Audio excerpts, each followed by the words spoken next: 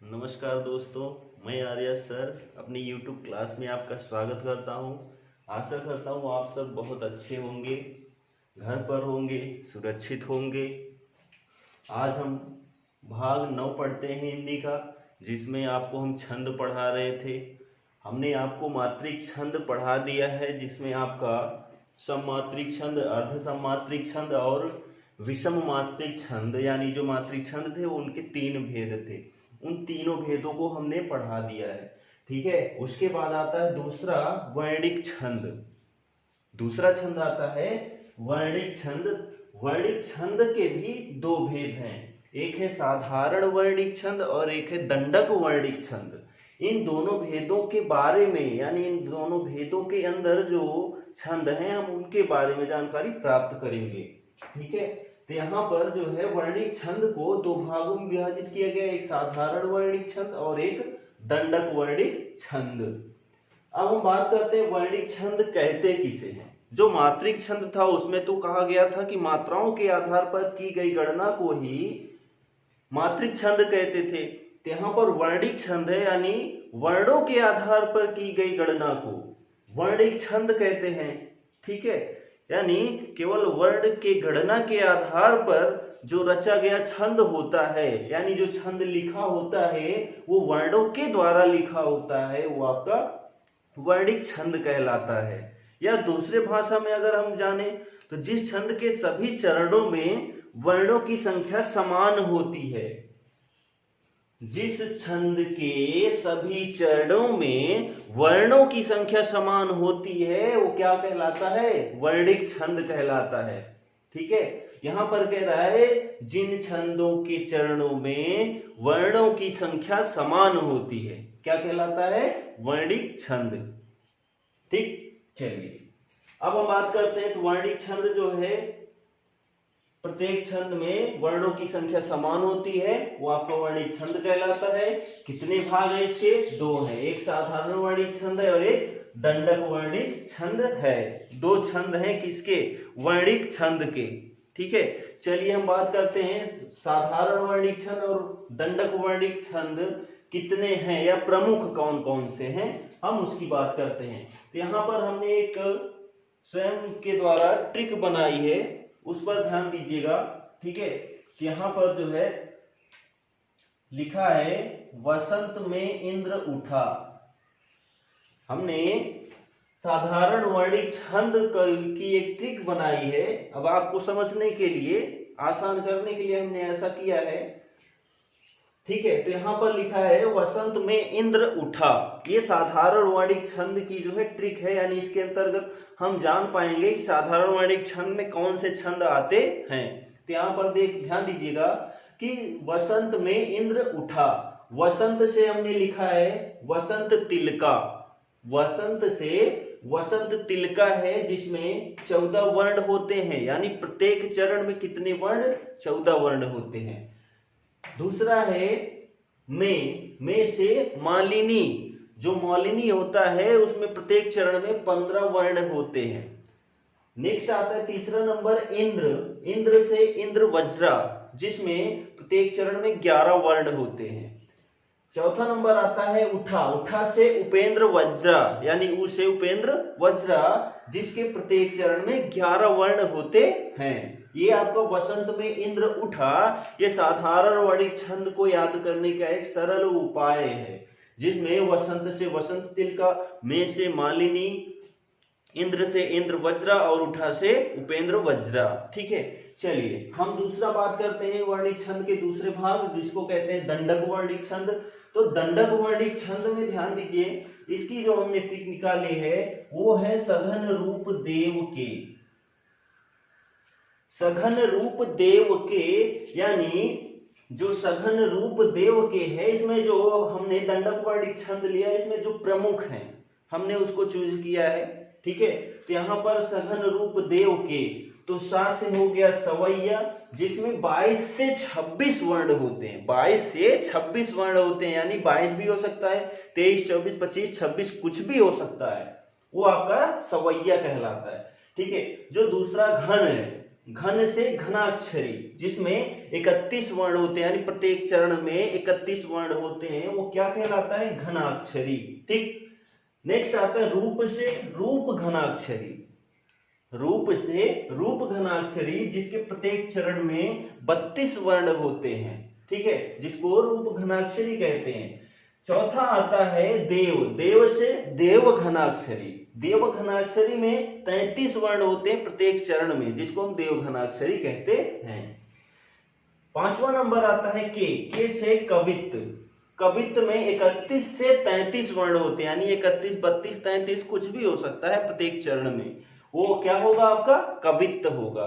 ठीक है। तो यहाँ पर जो है सघन रूप देव के, यानी स से सवैया, घन से घनाक्षरी, रूप से रूप घनाक्षरी, देव से देव घनाक्षरी और के से कवित्त। ये आपका क्या होगा? दंडक वर्णिक छंद। ये किसके भाग हैं? वर्णिक छंद के। यानी वर्णिक छंद जो होता है वो वर्णों के आधार पर की गई छंदों की गणना वर्णिक छंद कहलाता है। ये दो प्रकार का होता है, साधारण वर्णिक छंद और दंडक वर्णिक छंद। जो साधारण वर्णिक छंद होता है वो चार प्रकार का होता है, और जो आपका दंडक वर्णिक छंद होता है वो प्रमुख रूप से 5 प्रकार का होता है। ठीक। चलिए अब हम ध्यान देते हैं, जो दंडक वो साधारण वर्णिक छंद है उसमें हम 2 पढ़ते हैं, वसंत तिलका और मालिनी। उसके बाद नेक्स्ट पढ़ेंगे। ठीक। तो हम वसंत तिलका की बात करते हैं। तो वसंत तिलका कहते किसे हैं? चलिए हम ध्यान देते हैं। तो यहाँ पर यह एक क्या है? साधारण वर्णिक छंद है। क्या? वसंत तिलका। इसके प्रत्येक चरण में 14 वर्ण होते हैं। इसके प्रत्येक चरण में कितने वर्ण होते हैं? 14 वर्ण होते हैं। यानी जितने भी चरण होंगे वसंत तिलका में, 1 चरण हो, 2 चरण, 3, 4, जो भी चरण हो, उन प्रत्येक चरण में 14 वर्ण होते हैं। किसमें? वसंत तिलका में। इसके प्रत्येक चरण में तगड़, उसके बाद भगड़, उसके बाद 2 जगड़ और अंत में 2 गुरु होते हैं। 2 गुरु, यानी यहाँ पर रोगी और खाती, ये दोनों गुरु हैं। यहाँ पर ऊधो और हाथी, ठीक है, ये आपके गुरु हैं। ठीक। यहाँ पर कह रहा है और 14वें वर्ण पर यति होती है। 14वें वर्ण पर यति यानी विराम चिन्ह होता है, यानी कॉमा होता है। आप ध्यान दीजिए, ये पूरा अगर हम काउंट करेंगे तो 14 वर्ण होगा, उसके बाद यहाँ पर कॉमा लग गया, फिर इसको हम काउंट करेंगे तो फिर 14 वर्ण हो गए, यहाँ पर फुल स्टॉप लग गया। ये हमारी यति होती है। चलिए एक बार ध्यान दे देते हैं इसकी परिभाषा को। वसंत तिलका एक साधारण वर्णिक छंद है। इसके प्रत्येक चरण में 14 वर्ण होते हैं। इसके प्रत्येक चरण में तगड़, भगड़, 2 जगड़ और अंत में 2 गुरु होते हैं। 14वें वर्ण पर यति होती है। हमको इतना प्रमुख याद रखना है कि यह वसंत तिलका एक साधारण वर्णिक छंद है। इसके प्रत्येक चरण में 14 वर्ण होते हैं और इसके अंत में, चरण के अंत में 2 दीर्घ होते हैं और 14वें वर्ण पर यति होती है। हम अगर इसको नहीं भी याद कर सकते हैं, तगड़, भगड़ और 2 जगड़, तब भी कोई दिक्कत नहीं। ठीक। चलिए हम इसके वर्णों की गणना करते हैं कि वर्ण कितने हैं इसमें। वर्ण, आप इसके पहले ध्यान दिए थे, जो मात्रिक छंद था उसमें मात्राओं की गणना की जाती थी। मात्राओं की गणना का मतलब ये है, कोई भी अक्षर लिखा है, ठीक है, तो उसमें जो मात्रा लगती थी, अगर मात्रा नहीं लगी है तो उसको 1 मानते थे, अगर मात्रा लगी है तो उसको 2 मानते थे, यानी लघु और दीर्घ। लेकिन जो आपका वर्णिक छंद है, इसमें कितने अक्षर लिखे हैं, आधे अक्षर को छोड़ दीजिए, कितने अक्षर लिखे हैं उसकी गणना की जाती है। यानी जितने अक्षर रहेंगे वो उतना वर्ण कहलाएगा। ठीक। चलिए इसमें हम ध्यान देते हैं। थे देखते, जो उदाहरण है इसका, थे देखते परम वृद्ध नितांत रोगी, या थी नवागत वधु गृह में दिखाती। ठीक है। यहां पर जो है उदाहरण लिखा है थे, यानी 1 वर्ण, 2 वर्ण, 3 वर्ण, 4 वर्ण, 5 वर्ण, 6 वर्ण, 7 वर्ण, 8 वर्ण, 9 वर्ण, 10 वर्ण, 11 वर्ण, 12 वर्ण, 13 वर्ण, 14 वर्ण। यहाँ पर वर्णों की संख्या कितनी हो गई? 14। आपको पता है वसंत तिलका के प्रत्येक चरण में कितने वर्ण होते हैं? 14 वर्ण होते हैं। यहाँ पर हमने वर्णों की काउंटिंग की तो यहाँ पर दिखा 14। ठीक है, दूसरे चरण में हम देखते हैं 1 वर्ण, 2, 3, 4, 5, 6, 7, 8, 9, 10, 11, 12, 13, 14। यहाँ भी कितने वर्ण हो गए? 14। ठीक है, यानी जो आपका वसंत तिलका है उसके प्रत्येक चरण में 14 वर्ण होते हैं। जैसा कि हमने यहाँ पर गणना करके, वर्णों की गणना करके देखा कि प्रत्येक चरण में कितने वर्ण हैं? 14 वर्ण हैं। यानी जो वसंत तिलका होता है वो एक साधारण वर्णिक छंद होता है और उसके प्रत्येक चरण में 14 वर्ण होते हैं। अंत में 2 दीर्घ होते हैं। आप खाती और रोगी देखेंगे तो मात्रिक छंद के अनुसार गणना करेंगे तो यहाँ पर 2 दीर्घ आएंगे और इसके 14वें वर्ण पर यति होती है, यानी विराम चिन्ह होता है। ठीक है, यहाँ पर उदाहरण लिखा था, थे देखते परम वृद्ध नितांत रोगी याति, नवागत वधु गृह में दिखाती। ये आपका पहला उदाहरण था। दूसरा उदाहरण हम देखते हैं, आए प्रजाधिप निकेतन पास ऊधो पूरा प्रसार करती करुणा जहां थी। ये आपका दूसरा उदाहरण है। क्या लिखा है? आए प्रजाधिप निकेतन पास ऊधो पूरा प्रसार करती करुणा जहां थी। ये आपका दूसरा उदाहरण है। हम तीसरा उदाहरण देखते हैं किसका? वसंत तिलका का, जो राजपंथ वन भूतल में बना था। जो राजपंथ भूतल में बना था, जो राजपंथ वन भूतल में बना था, धीरे उसी पर सदा रथ जा रहा था।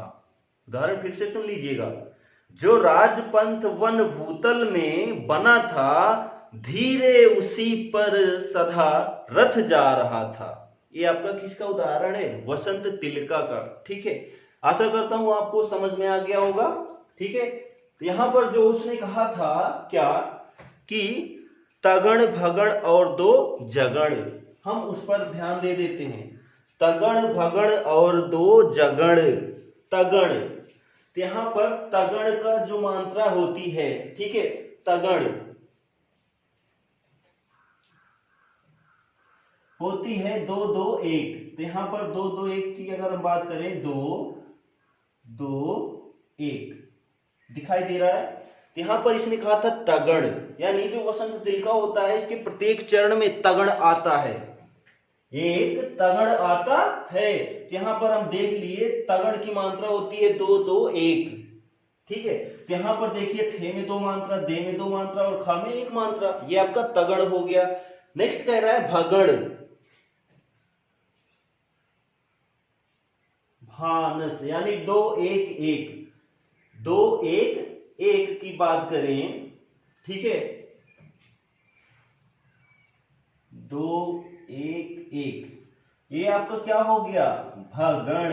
ठीक है, ये आपका भगण हो गया और ये आपका तगड़ हो गया। ठीक है, ये आपका तगड़ और ये भगड़ हो गया। जो तगड़ की मात्रा होती है 2 2 1 होती है और जो भगड़ की मात्रा होती है वो 2 1 1 होती है। ठीक है,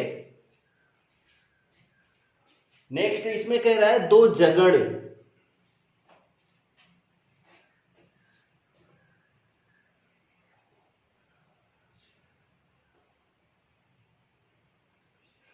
इसमें कह रहा है कि 2 जगड़ होते हैं। 2 जगड़ यानी यहां पर मात्रा जो होगी वो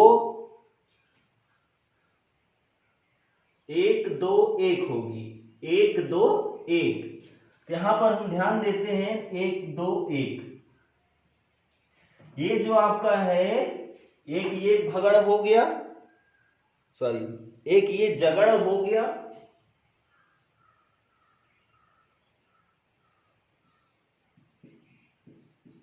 एक ये जगड़ हो गया।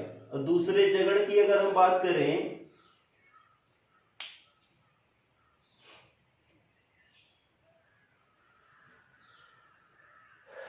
1 2 1,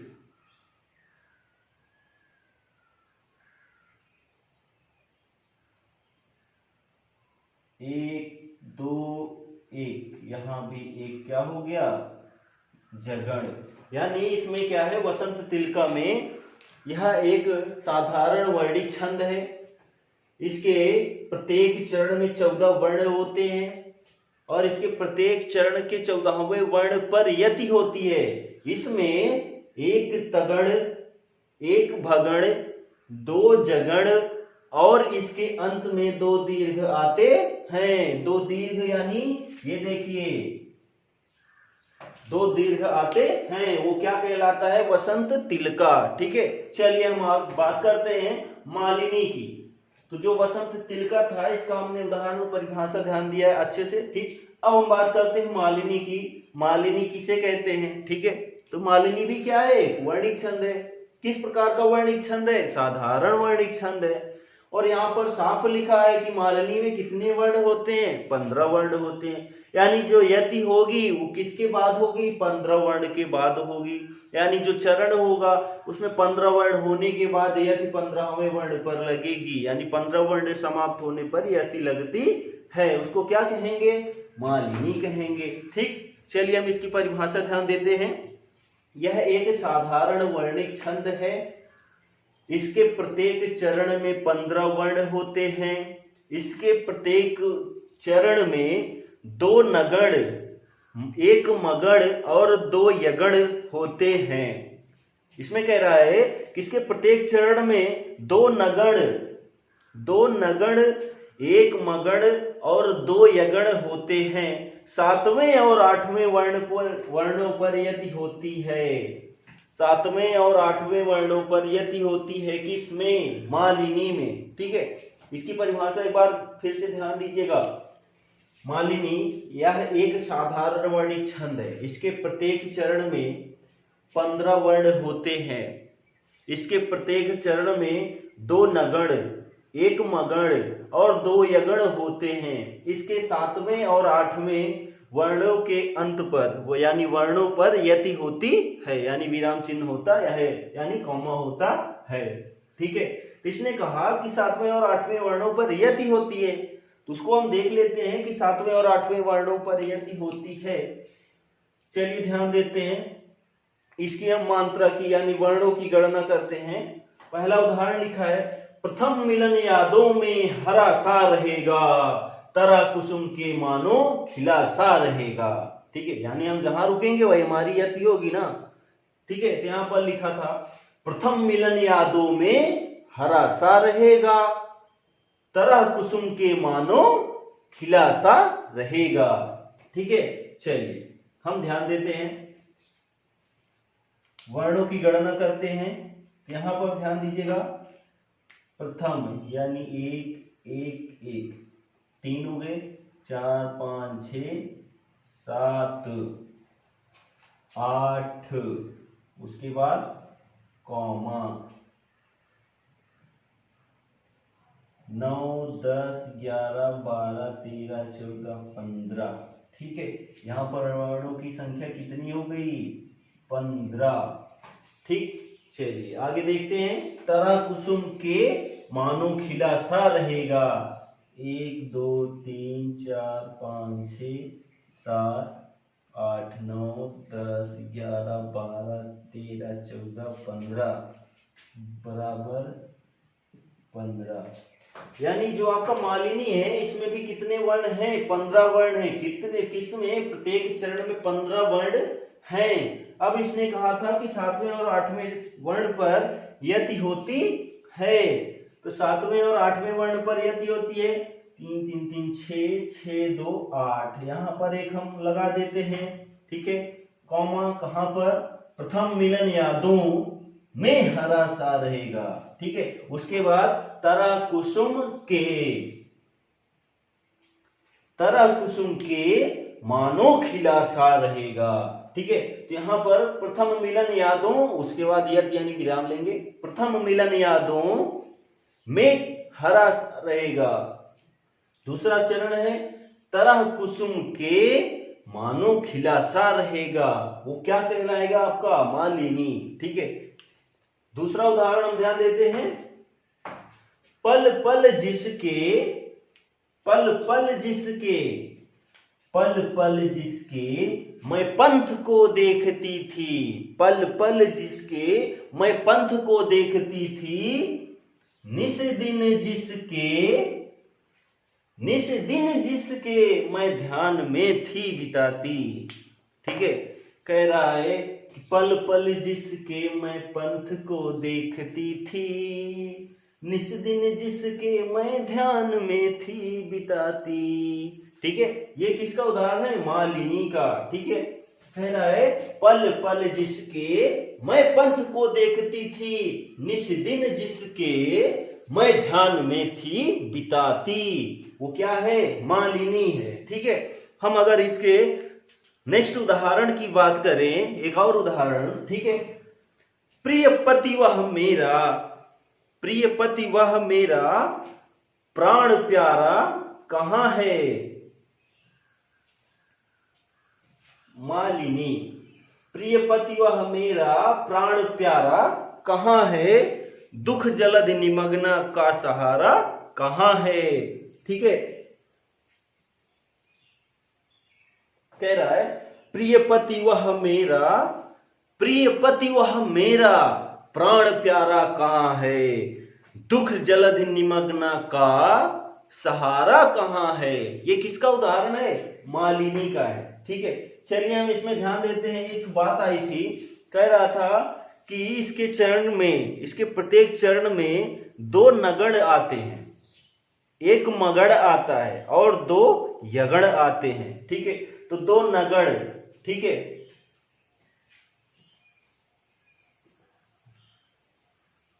यानी दो एक एक, दो एक एक, दो नगड़ आते हैं, दो एक एक। यहां पर दो एक एक की अगर हम बात करें, इसके प्रत्येक चरण में दो एक एक, दो एक एक, दो एक एक, दो नगड़ आते हैं, दो नगड़ आते हैं। यहां पर दो एक एक,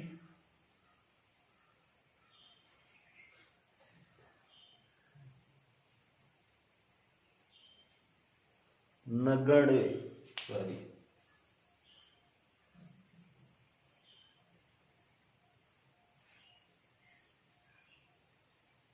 एक एक आता है इसकी प्रत्येक चरण में।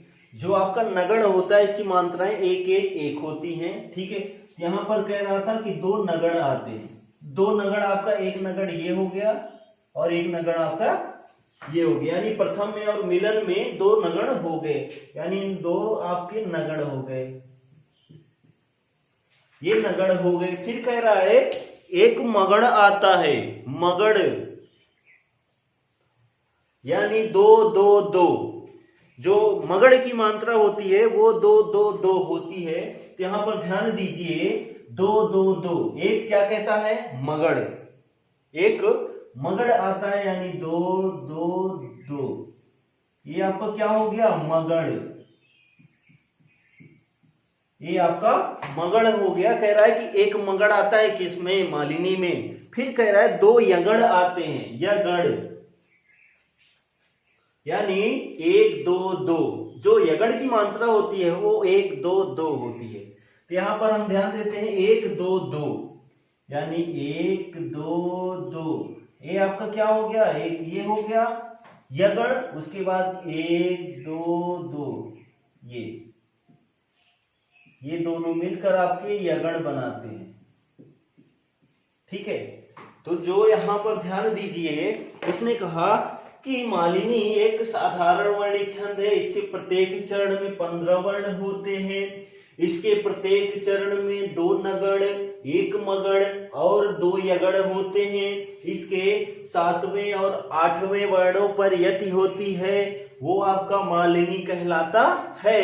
ठीक है, तो हमने आपको इसको बताया कि साधारण वर्णिक छंद में आपको वसंत तिलका और मालिनी पढ़ा है। वसंत तिलका में प्रत्येक चरण में 14 वर्ण होते हैं और मालिनी में प्रत्येक चरण में 15 वर्ण होते हैं। हमने इन दोनों को आपको बताया। उसके बाद जो है नेक्स्ट इंद्रवज्रा और उपेंद्र वज्रा और आपका दंडक वर्णिक छंद में जो आपके 5 छंद हैं हम उनके बारे में जिक्र करेंगे। ठीक है, आशा करता हूं आपको समझ में आया होगा। हम बहुत ज्यादा कोशिश करते हैं कि आपको सरल भाषा में बताएं जिससे आपको आसानी से समझ में आ सके, आपको एक बार पढ़ने पर दोबारा पढ़ने की आवश्यकता ना हो, ऐसी कोशिश रहती है हमारी। आशा करता हूं आपको जरूर समझ में आया होगा। जय हिंद, धन्यवाद।